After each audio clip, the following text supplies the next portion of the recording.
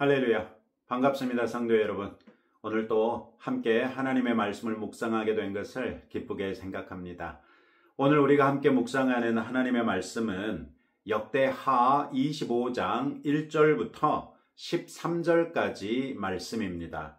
오늘의 성경은 요아스의 아들 아마시아가 하나님을 따랐던 것을 보여줍니다. 아마시아는 유다의 제9대 왕으로 1절이 말하는 것처럼 주전 796년부터 767년까지 29년 동안 예루살렘에서 다스렸습니다. 그러나 아마 처음 5, 6년 정도 이후부터는 그의 아들 우시야와 공동으로 통치했던 것으로 보입니다.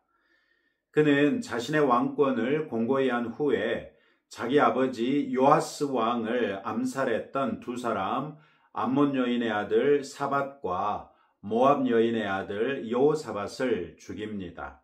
이 두 사람은 요아스 왕이 자신에게 큰 은혜를 베풀었던 대제사장이자 고모부였던 여호야다의 아들 스가랴를 죽였던 것에 대한 앙심 때문에 요아스 왕을 암살했던 것이지요. 그러나 시편 105편 15절 말씀에는 이르시기를 나의 기름 부은 자를 손대지 말며 나의 선지자들을 해하지 말라 하셨도다. 이런 말씀이 있습니다. 비록 요아스 왕이 하나님 앞에 죄를 범한 것은 분명하지만 그를 정죄하고 심판하는 권한이 하나님께 있기 때문에 하나님께서 기름 부어 세우신 왕을 사람들이 함부로 죽이지 못하게 하셨던 것이지요. 다윗은 대표적으로 이 원리를 지켰던 사람입니다. 그는 2번씩이나 사울 왕을 죽일 수 있는 기회가 있었어도 자신이 친히 죽이지도 않았고 자기 휘하의 부하들에게도 죽이지 말라고 명령했었습니다. 역대기 기자들은 아마시아 왕이 자기 아버지를 암살했던 두 사람을 죽인 것이 정당하다는 것을 인정하면서 그들이 이방 여인들의 소생이었다는 점을 일부러 부각시켰습니다. 또 아마시아가 그 두 사람을 죽였으나 그들의 아들들을 죽이지는 않았다는 것 역시 특별하게 언급합니다. 역대기 기자는 그 이유를 신명기 24장 16절의 말씀을 인용하면서 설명하지요. 아버지의 죄 때문에 자식들을 죽이지 말라 하신 율법의 요구를 따랐다고 평가한 것입니다. 이런 모습은 아마시아 왕이 하나님 앞에 정직하게 행한 일의 사례가 될 수 있을 것입니다. 그러나 역대기 기자는 오늘의 성경 2절에서 여호와께서 보시기에 정직하게 행하기는 하였으나 온전한 마음으로 행하지 아니하였더라 이렇게 평가하지요. 아마시아에게서 하나님 앞에 정직하게 행하는 모양새는 있었으나 그의 마음은 하나님을 온전히 신뢰하지 못했다는 것입니다. 그리고 그 명백한 증거가 5절부터 13절에 기록된 에돔 정복 전쟁입니다. 아마시아는 나라를 안정시킨 후에 에돔을 다시 복속시킬 생각이었습니다. 에돔은 다윗 때에 복속됐다가 유다의 제5대 왕 여호람 때 유다에 반역하고 자체적으로 왕을 세워 유다로부터 독립합니다. 이로 인해 유다는 북쪽으로는 이스라엘, 동쪽으로는 아람, 남쪽으로는 에돔이라는 적들을 두게 돼서 매우 불안정한 군사적 상황에 놓이게 됩니다. 아마시아는 자기 아버지 요아스 때에 벌써 아람에게 패전한 적이 있었기 때문에 에돔을 어떻게든 다시 복속시켜서 북쪽과 동쪽만 방비할 수 있기를 바랐던 것으로 보입니다. 아마시아는 20세 이상의 남자들로 군대를 재정비했지만 그 숫자는 30만 명에 지나지 않았습니다.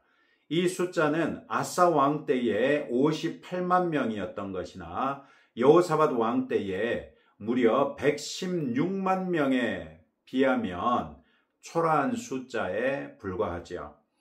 이는 유다의 악한 왕 때마다 하나님께서 전쟁을 통해 우상 숭배자들을 징계했던 것 때문으로 보입니다.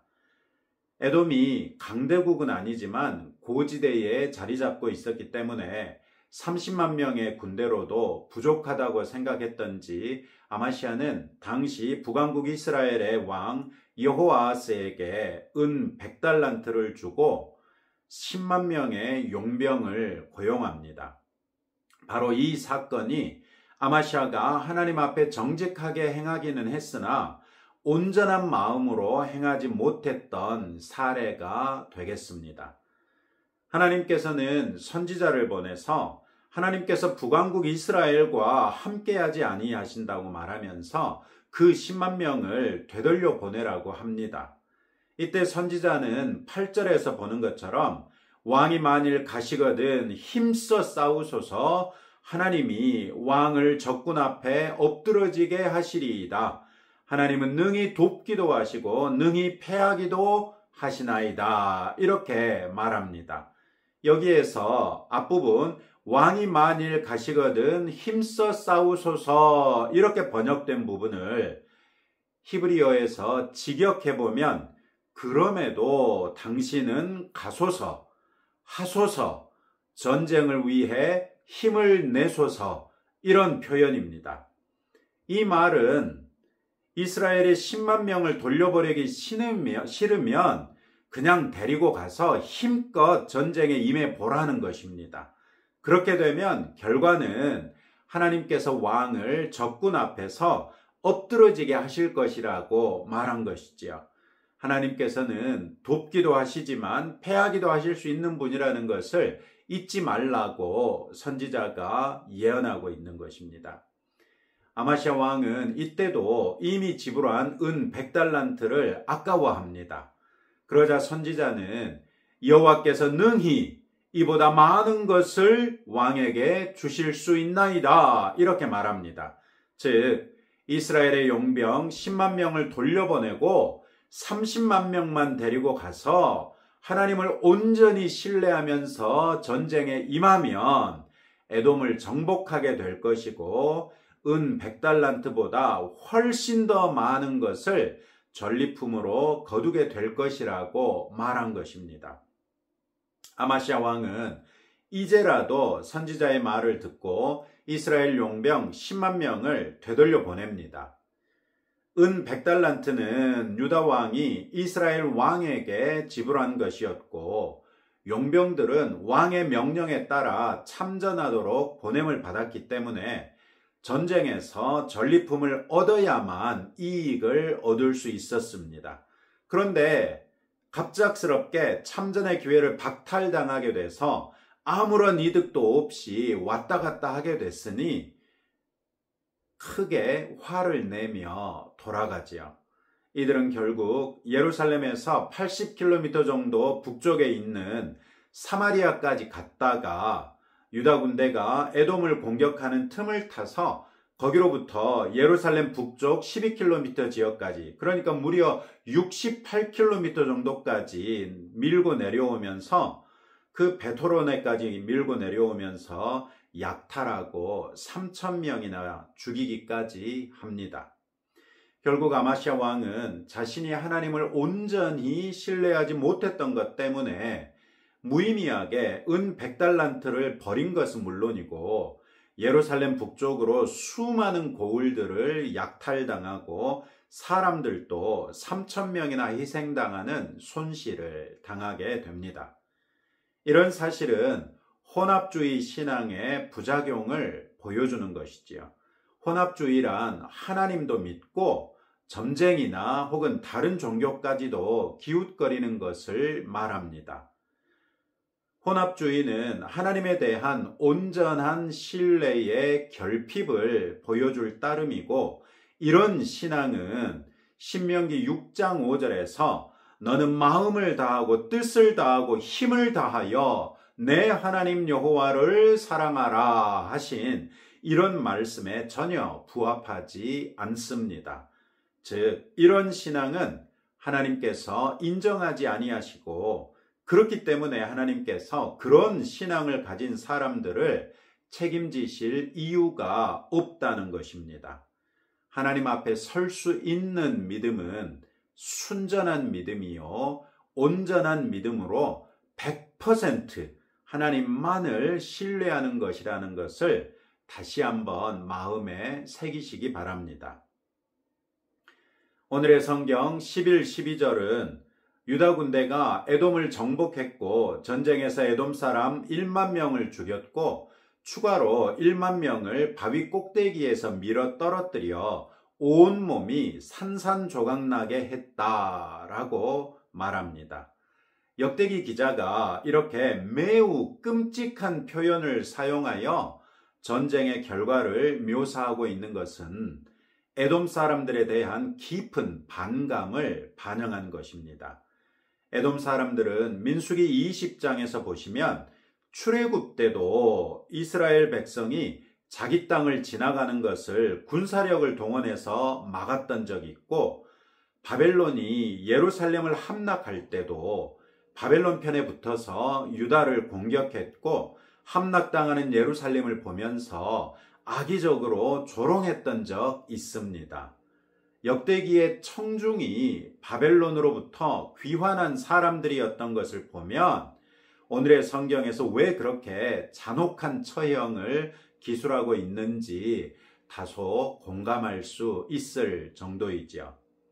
아무튼 아마시아는 선지자의 말에 따라 무려 10만 명에 달하는 용병을 과감하게 포기하고 에돔을 공략해서 다시 복속시키는 데 성공했습니다. 이는 선지자가 말했던 것처럼 하나님께서 능히 돕기도 하시고 능히 패하게도 하시는 분이시라는 것이 증명된 것이지요. 우리는 이 사건을 통해서 하나님께서 어떤 사람을 도우시고 어떤 사람을 패하게 하시는지 명확하게 알 수 있습니다. 하나님을 온전한 마음으로 따르는 사람을 하나님께서 도우신다는 것은 당연해 보이지요. 다만 그렇게 당연한 것을 알고 있으면서도 우리가 하나님을 온전하게 따르지 못하는 까닭은 무엇입니까? 지금 이 순간에도 하나님께 기도하면서도 다른 한편으로 다른 것을 기대하거나 의지하고 있지는 않은지 우리 마음을 점검해 보시기 바랍니다. 온전한 마음으로 하나님을 의지하는 사람에게 하나님께서는 결정적인 순간에 결정적인 도움을 베푸시는 분이시라는 것을 확신하시기 바랍니다.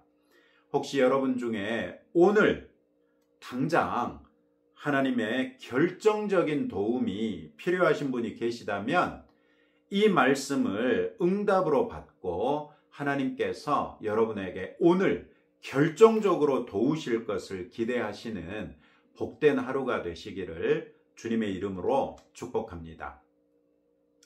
이런 말씀을 붙들고 오늘 두 가지로 함께 기도하겠습니다. 우리의 행동이 하나님을 온전하게 따르는 우리의 마음에서 우러난 것이 되도록 기도하시고, 순전하고 온전한 마음으로 하나님을 따르는 우리에게 하나님께서 결정적인 순간에 결정적으로 도우시도록 함께 기도하겠습니다. 하나님 아버지 감사합니다. 오늘의 말씀을 통하여 아마시아 왕이 비록 그 행동은 하나님을 따르는 듯 했으나 그 마음이 온전하게 하나님을 따르지 않았다는 것을 일깨워 주셨습니다. 이런 말씀을 통해서 우리의 마음이 온전하게 하나님을 따르는 것이 얼마나 중요한지를 알았은즉 이제 우리가 함께 기도합니다. 우리의 행동이 우리 하나님을 온전하게 따르는 우리들의 마음에서 우러나는, 그래서 하나님께서 보시기에도 인정하실 만한 믿음의 행위들이 될 수 있기를 감히 구합니다. 순전하고 온전한 마음으로 하나님을 따르는 우리에게 하나님께서 결정적인 순간에 결정적으로 도우시는 분이신 줄 알게 되었은즉 오늘 아버지의 결정적인 도움을 구하는 우리 성도들이 있거든 아버지 하나님, 이 말씀을 우리에게 주신 것이 우리에게 도우시기 위함인 줄로 믿사오매 우리의 믿음대로 이루어 주옵소서. 예수님 이름으로 기도합니다. 아멘. 네, 오늘 또 여러분들의 기도 제목 가지고 하나님 앞에 나오시면서 믿음으로 기도하실 때 하나님께서 여러분의 기도에 응답해 주실 것입니다.